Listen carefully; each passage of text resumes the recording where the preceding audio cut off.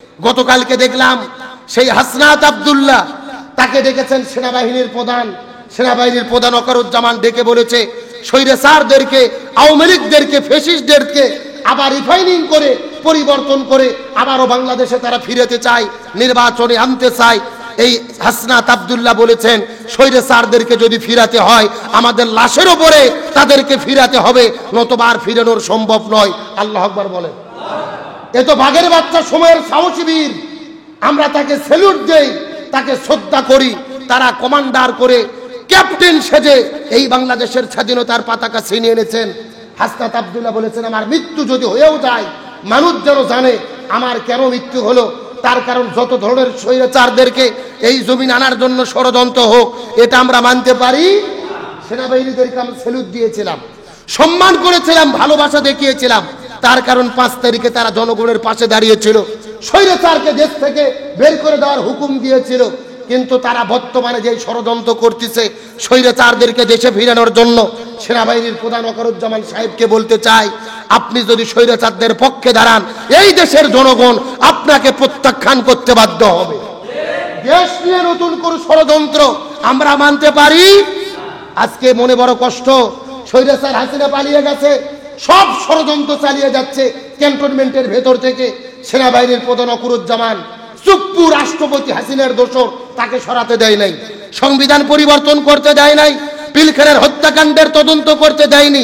আজকে আবার স্বৈরাচারদের দেশে ঢুকানোর পরিকল্পনা করতেছে। তার মানে বোঝা যায় বাংলাদেশের যত সংস্কারের বাধাগ্রস্ত করতেছে এই সেনাবাহিনীর প্রধান ওয়াকারুজ্জামান সাহেব। আজকে আমরা তার বিরুদ্ধে যদি সচেতন হতে না পারি, আবারও 2 মাস পরে জেকে সেই আবারও স্বৈরাচার আসবে, আবারও জুলুম হবে, আবারও অন্যায় অত্যাচার হবে। এটা আমরা কখনো মানতে পারবো না, মানতে চাই না, মানবো না, মানতে দেওয়া হবে না। সুতরাং হাসনাত আব্দুল্লাহ সার্জিসদের বলি, ছাত্র জনতাকে বলি, নিজেদের মধ্যে বিভেদ না করে পরস্পর ঐক্যের ভিত্তিতে শক্তি অটুট রাখো। এই দেশে আর কোনো ষড়যন্ত্র যেন রুখে উঠতে না পারে, প্রত্যেকটা ষড়যন্ত্রকে দাঁত ভাঙা জবাব দিতে হবে। আর আল্লাহর ভয় যদি কলিজার মধ্যে থাকে, হক বাতিলের মধ্যে পার্থক্য করার কে দেবেন আমাদের সুযোগ? আরো ধরে বলেন এই যোগ্যতা কে দেবেন? এই জন্য আল্লাহর কোরআন বলেন ইত্তাকুল্লাহ ইয়াজআল লাকুম ফুরকানা। হে ইমানদারেরা মনোযোগ দাও, যারা আল্লাহকে ভয় করবে আমি আল্লাহ তাদের হক এবং বাতিলের ভেতরে, সত্য এবং মিথ্যার ভেতরে পার্থক্য করার যোগ্যতা দিয়ে দেব, পার্থক্য করার সুযোগ দেব। সুতরাং হক বাতিলের মধ্যে পার্থক্য করতে গেলে একমাত্র কার ভয় কলিজার মধ্যে রাখতে হবে? আরো ধরে বলেন। আমার বন্ধুগণ, মুসলমান ভাইরা গভীর মনোযোগ। আল্লাহ তাআলা মুত্তাকিদেরকে জমিনের ভেতরে স্পেশাল 5টা পুরস্কার তাৎক্ষণিক দিয়ে দেবেন। যখন কোনো ব্যক্তি আল্লাহকে ভয় করে জীবন যাপন করা শুরু করে দেবেন, আল্লাহ তাআলা তাদেরকে 5টা পুরস্কার দান করবেন। তার মধ্যে প্রথম নাম্বার পুরস্কার হলো আল্লাহ তাআলা মুত্তাকি ব্যক্তিদের উপরে আসমান জমিনের রহমতের বরকতের দরজাগুলো খুলে দেবেন। আর 2 নাম্বার পুরস্কার হলো আল্লাহ মুত্তাকি ব্যক্তিদের হক এবং বাতিলের মধ্যে, সত্য মিথ্যার ভেতরে পার্থক্য করার যোগ্যতা দান করে দেবেন। আর 3 নম্বর পুরস্কার কি হবে? আল্লাহ রাব্বুল আলামিন বলেন ওয়াত্তাকুল্লাহা ওয়ালামু আন্নাল্লাহা মাআল মুত্তাকিন। আর জোরে বলেন আল্লাহু আকবার। সূরা বাকারা 2 নম্বর পারা 9 নম্বর পৃষ্ঠার 3 নম্বর লাইন 194 নম্বর আয়াতে কারিমা আল্লাহ তাআলা বলেন, হে পৃথিবীর মানুষেরা গভীর মনোযোগ। আল্লাহর ভালোবাসা যদি পেতে চাও, আল্লাহর সান্নিধ্য লাভ যদি তোমরা করতে চাও, ভালোভাবে জেনে নাও ওয়াত্তাকুল্লাহ, আল্লাহকে ভয় করো। তার কারণ আল্লাহ তাআলা ঘোষণা করে দিয়েছেন, আল্লাহ রাব্বুল আলামিন দাড়িওয়ালাদের সঙ্গে থাকেন, টুপিওয়ালাদের সঙ্গে থাকেন, পাঞ্জাবি জুব্বাওয়ালাদের সঙ্গে থাকেন। এমন কথা আল্লাহ তাআলা কোরআনের মধ্যে বলে নাই। আল্লাহ রাব্বুল আলামিন বলেন ওয়াত্তাকুল্লাহ, আল্লাহকে ভয় করো। যাদের কলিজার মধ্যে আল্লাহর ভয় থাকবে এই মুত্তাকিদের সঙ্গে সব সময় আমার আল্লাহ তাআলা থাকে। জোরে বলেন না সুবহানাল্লাহ। মুত্তাকিদের সঙ্গে সর্বাবস্থায় কে থাকে? আরো জোরে বলেন। এই জন্য আল্লাহর ভয় কলিজার মধ্যে নিতে হবে। একমাত্র আল্লাহ ছাড়া কাউকে ভয় করা যাবে না। আজকে तमाम পৃথিবীতে মুসলমানদের উপরে অত্যাচার, নির্যাতন, জুলুম আছে না নাই?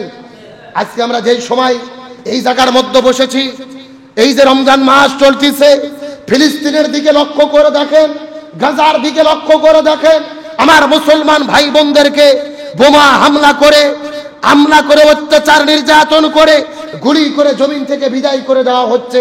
এই যে মাত্র 3 দিন আগে রাতের বেলা রাত 2টার দিকে আমার মায়েরা বোনেরা যখন সাহারি পাক করার জন্য রাতের বেলা ঘুম থেকে উঠবে, হঠাৎ এমন একটা হামলা তারা করলেন, 500 জন মুসলমানদেরকে মুহূর্তের ভেতরে তারা শহীদ করে জমিন থেকে বিদায় করে দিলেন।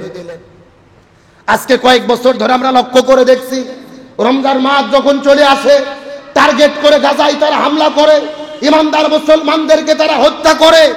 একটা মানুষ ওই ফিলিস্তিনের গাজার ভেতরে আজান দেওয়া শুরু করেছে, আজান দিতে দিতে এমন ভাবে তিনি কান্না শুরু করেছেন যে আজানের ভেতরে কান্না দেখে তাম পৃথিবীর মানুষেরা কেঁদেছে, 200 কোটি মুসলমানরা কেঁদেছে। তার এত করুণ সুরে, এত কান্নার সুরে তিনি আজান দিয়েছেন যে আজানের কণ্ঠ শুনে কান্না আটকানো যায় না, চোখের পানি আটকানো যায় না। ছোট্ট একটা বাচ্চা ওই বিল্ডিং এর উপরে যখন হামলা হয়েছে, ছোট্ট বাচ্চা বিল্ডিং এর দেওয়ালের নিচে পড়ে গেছেন, হাউমাউ করে কান্না করছেন, মা বাবা বলে ডাকছেন, আল্লাহ আল্লাহ বলে চিৎকার করছেন, কেউ তাকে উদ্ধার করতে যায়নি। একটা কুকুর গিয়ে তার মনের মধ্যে দয়া হয়েছে, সন্তানটাকে সেখান থেকে টেনে বের করেছে। মনের মধ্যে বড় কষ্ট লাগে। আল্লাহর সৃষ্টি পশু কুকুরের মনে ভালোবাসা জাগ্রত হলো, কুকুরের মনে মায়া জাগ্রত হলো, ছোট বাচ্চাদেরকে উদ্ধার করে টেনে হেঁচড়ে বের করে। আর পৃথিবীর কোটি কোটি মানুষ, তাদের মনে মানবতা জাগ্রত হলো না, ভালোবাসা জাগ্রত হলো না। ওই গাজাতে মুসলমানদের উপরে হামলা করার পরে যাদের মনে মায়া মহব্বত জাগ্রত হয় না, কুকুরের থেকে শিক্ষা নাও, এদের চাইতে কুকুরের মানবতা ভালো, এই জালেমদের মানবতা বলতে কিছু নাই। আজকের আমাদেরকে মানবতা শেখায়, এরা আমাদেরকে ধর্মীয় সম্প্রীতির কথা বলে, অথচ গাজায় প্রতি বছর হাজারো মুসলমানদেরকে হত্যা করা হয়, নারী শিশুদেরকে হত্যা করা হয়, ছোট ছোট বাচ্চাদেরকে হত্যা করা হয়। সেই ব্যাপারে তারা কোনো কথা বলে না। গত 3 দিন আগে ভারত এসেছিলেন আমেরিকার নিরাপত্তা গোয়েন্দা প্রধান, তিনি এসে ভারত থেকে বলেছিলেন যে বাংলাদেশে সংখ্যালঘুদের উপরে হামলা হচ্ছে, বাংলাদেশে ধর্মীয় সম্প্রীতি নেই, হিন্দু বৌদ্ধ খ্রিস্টানদের উপরে হামলা হচ্ছে। অথচ যখন তিনি দিল্লিতে বসে তুসলি গাবাত বাংলাদেশের বিরুদ্ধে কথা বললেন, একই সময়ে ভারতে মহারাষ্ট্রে আপনার নাগপুরে মুসলমানদের মোগল সম্রাট যিনি ছিলেন আওরঙ্গজেব, তার কবরটাকে তুলে দেওয়ার জন্য উগ্র হিন্দুরা আন্দোলন করেছে। আওরঙ্গজেবের ছবি প্রতিকৃতি বানাইয়া, কবর বানাইয়া আগুন জ্বালিয়ে দিয়েছে। হোলি খেলার নামে মসজিদে ঢুকে মুসলমানদের হত্যা করেছে। ওই দিল্লিতে বসে ওই তুসলি গাবাত আমেরিকার নিরাপত্তা গোয়েন্দা প্রধান ভারতের বিরুদ্ধে কথা বলে না, বাংলাদেশের বিরুদ্ধে কথা বলে। আমরা তাদেরকে বলতে চাই, তোমাদের যদি মানবতা থাকে, ভারতে মুসলমান হত্যা হচ্ছে, ফিলিস্তিনে মুসলমান হত্যা হচ্ছে, তাদের বিরুদ্ধে কথা বলো। আজকে ওই জায়গার মধ্যে কথা নেই, তার মানে ওরা বুঝায় মুসলমান যদি হত্যা হয় এদের কিন্তু কোনো মায়া কান্না নাই, এদের মনে কোনো ভালোবাসা নাই। অথচ অন্য ধর্মের লোকের উপরে আঘাত আসার আগে মুসলমানদের বিরুদ্ধে কথা বলে, এরকম সুশীল আছে না নাই? আজকে ফিলিস্তিন গাজায় কি দৃশ্য, ছোট ছোট বাচ্চা 500 মানুষদেরকে একদিনে হত্যা করলেন। মনে কষ্ট লাগে, শুধু বিশ্ব নয়, আজকে পৃথিবীর মধ্যে 57টি মুসলিম বিশ্ব রয়েছে, 57টি মুসলিম দেশ রয়েছে, 200 কোটি মুসলমান আমরা আছি। পৃথিবীর 57টি মুসলিম দেশের রাষ্ট্রপ্রধানেরা একত্রিত হয়ে হাতে হাত রেখে যদি ঘোষণা করত, গাজায় যদি হামলা হয় আমরা পৃথিবীর 200 কোটি মুসলমান ইসরায়েলের বিরুদ্ধে দাঁড়াবো, মাত্র 80 লাখ ইহুদি মুসলিম বিশ্ব যদি ঐক্যভাবে হুঙ্কার দিত, ওই ইহুদির বাচ্চারা আর মুসলমানদের হামলা করার সাহস পেত না। কিন্তু আজকে আমরা মুসলিম বিশ্ব শুধুমাত্র বিবৃতি, শুধুমাত্র দোয়া, সব জায়গায় বলতেছে দোয়া করো দোয়া করো। শুধু দোয়া দিয়ে যদি মাজলুম মানবতার মুক্তি হতো, আমাদের নবী 27টা জিহাদের নেতৃত্ব দিত না। কথা বলেন না কেন? শুধু দোয়া দিয়ে যদি মুক্তি পাওয়া যেত, আমার নবী তায়েফের ময়দানে রক্ত ঝরানো লাগতো না।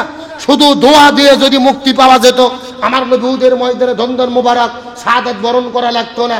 তার মানে বোঝা গেল শুধু দোয়া দিয়ে পরিবর্তন হবে না, পরিবর্তন করতে গেলে আগে রাজপথে লড়াই সংগ্রাম করার জন্য নামতে হবে।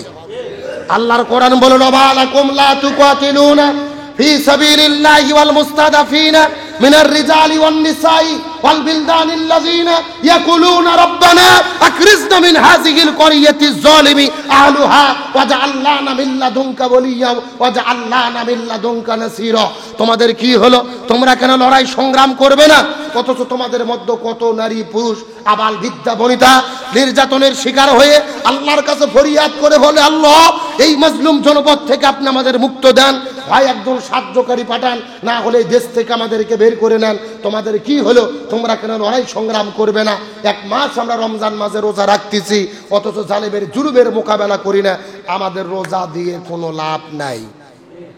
আরো ধরে বলেন। তার কারণ যে আল্লাহ তাআলা কোরআনের মধ্যে বলেছে কুতিবা আলাইকুমুস সিয়াম, রোজা রাখো। ওই সূরা বাকারার মধ্যে আল্লাহ বলেছেন কুতিবা আলাইকুমুল কিতাল, জালেমের জুলুমের মোকাবেলা করো। ঠিক আছে, আসতে বলেন কেন? জোরে বলেন। ঠিক একই সূরার মধ্যে আল্লাহ কয়টা বিধান দিলেন? একই কায়দা, কায়দা কিন্তু একই। কুতিবা আলাইকুমুস সিয়াম, কুতিবা আলাইকুমুল কিসাস, কুতিবা আলাইকুমুল কিতাল, রোজা রাখো, জালেমের জুলুমের মোকাবেলা করো। কার কথা? আল্লাহ একবার বললেন রোজা রাখো, 60 বছর ধরে রোজা রাখি, প্রতি বছর এক মাস রোজা রাখি, অথচ জালেমের জুলুমের বিরুদ্ধে কথা বলি না, লড়াই সংগ্রাম করি না। তার মানে রোজার হেকমত আমরা বুঝতে পারিনি। তামাম পৃথিবীর 200 কোটি মুসলমান আমরা রোজা রাখছি। এই 200 কোটি মুসলমান যদি বলতো বদরের 17 তারিখে, রমজানের 17 তারিখে বদরের প্রান্তরে নবীজি রোজা ভেঙে জালেমের জুলুমের মোকাবেলা করেছে, আমরাও পৃথিবীর 200 কোটি মুসলমান রোজা ভেঙে ইসরায়েলের বিরুদ্ধে দাঁড়াবো, ফিলিস্তিনের মুসলমানদের পক্ষে দাঁড়াবো, তাহলে আমাদের রোজার শিক্ষা দিয়ে কাজ আসতো, আর জালেমেরা মুসলমানদের উপরে জুলুম করতে পারত না। কিন্তু আমরা পৃথিবীর 200 কোটি মুসলমান রোজা রাখার ব্যাপারে এক দল, কিন্তু জালেমের জুলুমের মোকাবেলা করতে আমরা এক দল নয়। সুতরাং আমরা রোজার ব্যাখ্যা বুঝিনি, এই রোজা দিয়ে কোনো লাভ। আজকে ইহুদি খ্রিস্টান বৌদ্ধ তারা পর্যন্ত অনেক জায়গায় ফুসে উঠেছে মাজলুম মানবতার পক্ষে। আমাদের বগুড়ার এক প্রিয় দাদা আছে, পিনাকি ভুট্টো চার্চ, চেনেন আপনারা? গত 2 দিন আগে পিনাকি দাদা আমাকে ফোন দিয়েছে, দিয়ে বলছে হুজুর আপনারা কি করছেন? রাজপথে নামের মাজলুম মানবতার পক্ষে, গাজার নির্যাতিত মুসলমানদের পক্ষে, ছোট ছোট শিশুদের হত্যা করা হচ্ছে, নারীদের হত্যা করা হয়েছে, আপনারা নামেন মাজলুম মানবতার পক্ষে, রাজপথে নামেন, স্লোগান দেন, স্লোগান দিয়ে দিয়ে কথা বলেন ফ্রি ফ্রি প্যালেস্টাইন, প্যালেস্টাইনদের আমরা মুক্ত চাই, স্লোগান দিতে থাকেন, তাদের পক্ষে কথা বলেন। হিন্দু হয়ে পিনাকি দাদার মনে ভালোবাসা জাগ্রত হলো, অথচ মুসলমান বিশ্বের রাষ্ট্রপ্রধানদের ঘুম ভাঙলো না, মুখে কুলু পেটে বসে আছে। পরিষ্কার করে বলি, এই তথাকথিত শাসকদেরকে আল্লাহর কাছে জবাব দিতে হবে, এরা জবাব দিতে পারবে না, আসামির কাঠগড়ায় দাঁড়াতে হবে। আজকে তারা শুধুমাত্র বিবৃতি দিয়ে বসে আছে, কার্যকরী কোনো পদক্ষেপ নেই। আমাদের বগুড়ার অহংকার, পিনাকি দাদার জন্য দোয়া করি, তিনি বর্তমান সময়ের আবু তালিবের ভূমিকায় অবতীর্ণ হয়েছে। কথা কন্যাকা, রসুলের চাচা ছিল আবু তালিব, নাম শুনছেন না? রসুলকে, রসুলের পিতা মাতা দাদা যখন মারা গেল, আবু তালিব রসুলকে বাড়িতে থাকতে দিয়েছিল, খাবার দিয়েছিল, জায়গা দিয়েছিল, নিরাপত্তা দিয়েছিল, সবকিছু রসুলকে দিয়েছে, কিন্তু ঈমান গ্রহণ করে নাই। একই রকম পিনাকি দাদা যদিও হিন্দু, বাংলাদেশের আলেমদের পক্ষে সব সময় কথা বলেছে, মুসলমানদের পক্ষে কথা বলেছে, মাজলুমদের পক্ষে কথা বলেছে, হকের পক্ষে কথা বলেছে। সুতরাং পিনাকি দাদা আবু তালিবের ভূমিকায় অবতীর্ণ হয়েছে, আমরা তার জন্য দোয়া করি, আল্লাহ যেন তাকে ঈমানের পথে কবুল করে। আমিন বলেন, আরো জোরে বলেন আমিন। তিনি তার জায়গা থেকে হকের পক্ষে যে আওয়াজ তোলে এবং তুলে যাচ্ছে, আমরা আলেম হয়েও অনেকে সেটা করতে পারিনি, মুসলমান হয়েও করতে পারিনি। তার ভালো কাজগুলো অবশ্যই কবুল হবে যদি সে ঈমান আনে। আমরা দোয়া করি আজ হোক কাল হোক ঈমানের পথে পিনাকি দাদাকে যেন আল্লাহ কবুল করে। জোরে বলেন আমিন। তাহলে আমি আপনাদেরকে বুঝাতে চাচ্ছি, শুধুমাত্র দোয়া দিয়ে মাজলুম মানবতার মুক্তি হবে না, দোয়ার পাশাপাশি আমাদের কি করতে হবে? কুতিবা আলাইকুমুল কিতাল, লড়াই সংগ্রাম করতে হবে, জালেমের জুলুমের বিরুদ্ধে দাঁড়াতে হবে। কার কথা? আরো জোরে বলেন। এই কথাটা আমি কেন বললাম? 24-এর গণ অভ্যুত্থানে আমরা দেখেছি সেই সাংবাদিক ইলিয়াস ভাই, পিনাকি দাদা, কনক সারওয়ার, সাইপুর সাগর ভাই, যারা বিদেশের মাটিতে আছে, ওখান থেকেই স্বৈরাচারের বিরুদ্ধে তারা কাজ করেছিল, অভ্যুত্থানে তারা সহযোগিতা করেছিল। কথা বলেন ঠিক কিনা? আমার তো মনে বলে সরকারের উচিত এই পিনাকি দাদা, সাংবাদিক ইলিয়াস, কনক সারওয়ার, সাইপুর সাগর ভাই সহ বিদেশে থেকে যারা মাজলুম মানবতার পক্ষে কাজ করেছিল, এদের দেশে এনে রাষ্ট্রীয় সম্মাননা দেওয়া দরকার। উচিত ছিল এদেরকে উপদেষ্টা বানানো, তাদের উপদেষ্টা না বানাইয়া এমন সব বুড়ো বুড়ো বৃদ্ধদেরকে ধরে এনে উপদেষ্টা বানাইছে, তারা ভালোভাবে কথাও বলতে পারে না। স্বরাষ্ট্র উপদেষ্টা চেনেন না, কথা বলতে বলতে কি বলে না বলে আবল তাবল না। স্পিড যাদের 24-এর স্পিড যাদের কলিজার মধ্যে আছে, এমন লোক যদি উপদেষ্টা হতো, এই দেশে আর বিশৃঙ্খলা হতো? ওই সেনাবাহিনীর প্রধান ষড়যন্ত্র করতে পারতো? পরিষ্কার করে বলি, সেনাবাহিনীর প্রধান ওয়াকারুজ্জামান সাহেব আর চুপ্পু সাহেব যতদিন না সরানো যাবে এদেরকে, ততদিন আমার দেশ নিরাপদ নয়, এই অভ্যুত্থান সফল হতে পারে না। তাহলে সত্য মিথ্যার পার্থক্য করার জন্য অন্তরের মধ্যে কিসের ভয় লাগবে? আর আল্লাহ তাআলা বলেন ওয়াত্তাকুল্লাহ ওয়া আলামু আন্নাল্লাহা মাআল মুত্তাকিন, আল্লাহকে ভয় করো, মুত্তাকিদের সঙ্গে কে থাকে।